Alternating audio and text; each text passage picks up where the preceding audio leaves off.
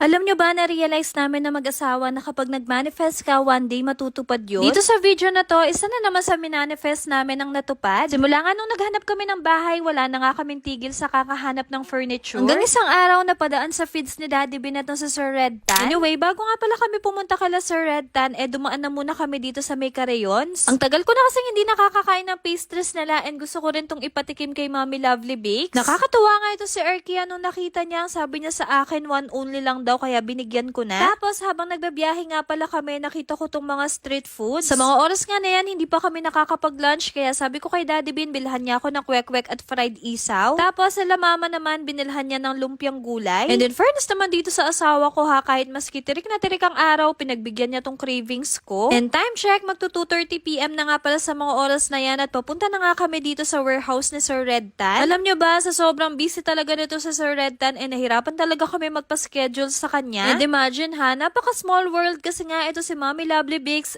brother-in-law niya pala itong si Sir Red Tan. Kaya naman, thank you so much, Mare, dahil nga tinulungan mo kaming makapag-appointment dito kay Sir Red Tan. Sobra ko pa nga siya na-appreciate dahil nga bumili pa siya ng merienda para sa amin. Nandito nga din pala si Daddy Dedoy na asawa ni Mommy Lovely Bakes. Habang busy nga pala kami nagchichikahan ng kumari ko sa may gilid, ito naman si Daddy B na si Sir Red, busy naman naghahanap ng furniture na babagay dun sa bahay namin. At sa mga punto nga na yan, ina-explain nga ni Daddy B yung gusto niyang mangyari dun sa mga upuan namin sa dining. Hindi kasi kalakihan yung dining area namin, kaya sabi ko kay Daddy Bin, kailangan yung mga furniture namin na ilalagay saktuhan lang. Then next naman, pinapili kami kung ano yung gusto namin maging cover ng mga upuan, at ang sabi nga namin, mas bet namin yung leather. Alam nyo naman, meron kaming dalawang chikitings and para safe na lang, kaya leather yung ipapalagay namin sa mga upuan. Bukod nga pala sa dining set, may nagustuhan nga rin pala kami na ilalagay na upuan dun sa mini bar counter namin. Tapos, ang nasuggest nga pala ni Sir Red Tan, kailangan daw magkaiba yung kulay, kaya ayan, for the pili na naman kami ng Daddy Bean. Ang dami na nga namin napuntahan, pero dito talaga sa furniture nila Sir Red Tan, napakaganda at masasabi ko talagang quality. Kasi nga, yung ginagamit nila dito ay solid wood talaga at yun yung hinahanap namin na furniture para pang matagalan. Meron nga din ako nakita dito na mga naka-display na mga accent chair, and nagustuhan ko nga din yung kanilang customized na bed frames. Pero goods naman na kami sa mga bed frames dahil nga nakuha namin na freebie yun nung kumuha kami ng bahay. So ayan, hindi na kami makapaghintay na ma-red mark ni Sir Red Tan. Pag-usapan furniture talaga, napakabusisi namin ng Daddy Bin. Kaya kung mapapansin nyo, every weekends umaalis kami. Kaya sobrang happy talaga ng puso namin kasi unti-unti na namin nabubuo yung mga gamit sa bahay. Then after nga pala ng meeting namin, pumunta na muna kami dito sa may garden. Tapos hinayaan na muna namin si Arkia na makipaglaro. First time nga pala niyang mamimit itong si Zion, and alam nyo ba, magka-age silang dalawa. Habang pinapanood ko nga tong dalawang bata na to, aliw na aliw talaga ako sa kanila. Meron nga din pala silang bonsai dito na mulberry at binibigyan pa nga ni Zion si Arkia, kaso nga lang nagkaroon siya ng trust issue. In short, pabebe, ganer.